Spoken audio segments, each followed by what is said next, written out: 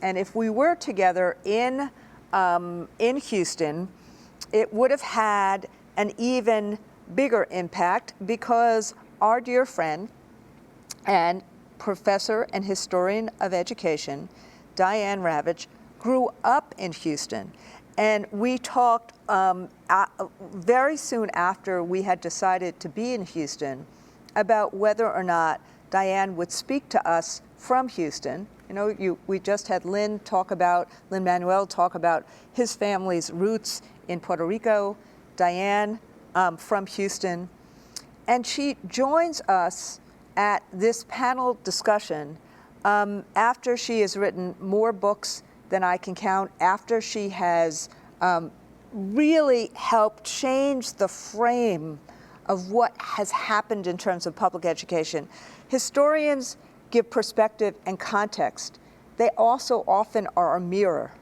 And so, given everything that Diane has done, for more than 40 years, been a champion of public education, a stalwart fighter against privatization of public schools, a steadfast advocate of the professionalism of educators,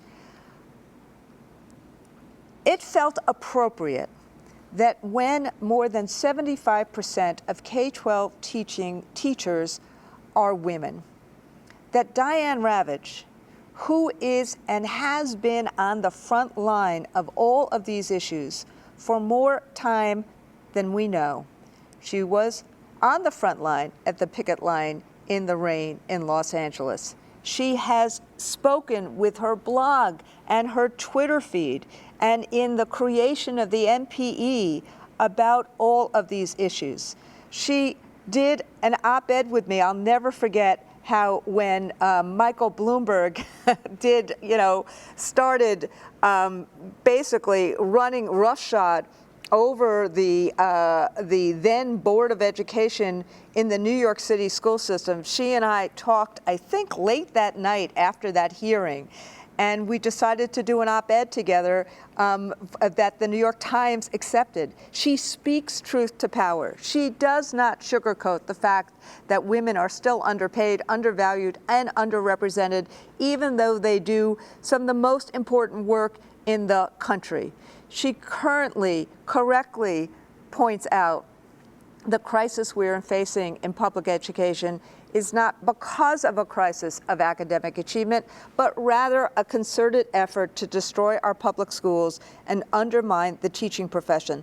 And you don't have any better examples of that than Donald Trump and Betsy DeVos and what they have tried to do in the last few weeks on the whole issue of reopening schools. So for all these reasons, and for so many more, it felt that we should really not just have Diane at yet another conference where she was sharing her teaching with us, but that we would present to Diane Ravitch, our dear friend, my personal good friend for years and years and years, but our collective good friend, the AFT Women's Rights Award, to her, not just for her friendship, not just for her advocacy, but for her heart and for her soul and for putting it all out on the table all the time for decades upon decades upon decades. I don't know a more fitting person, Di, to give this award to than you, Dr. Diane Ravitch. Randy, thank you so much. It's an honor to receive your award.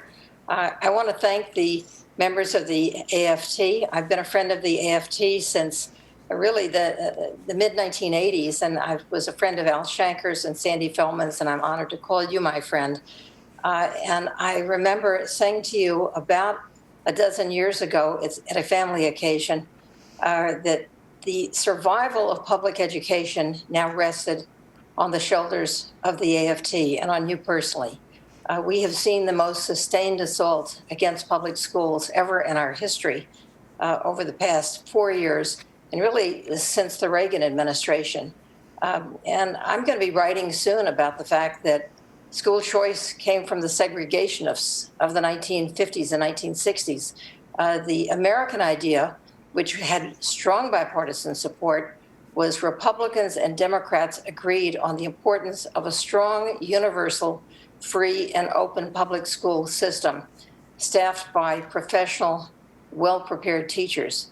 I'm so honored to be part of this event, and I thank you, and I thank all of your members. I thank you for the dedication that you show every day, that you protect our children, and that you will continue to show through these very, very difficult times. Thank you.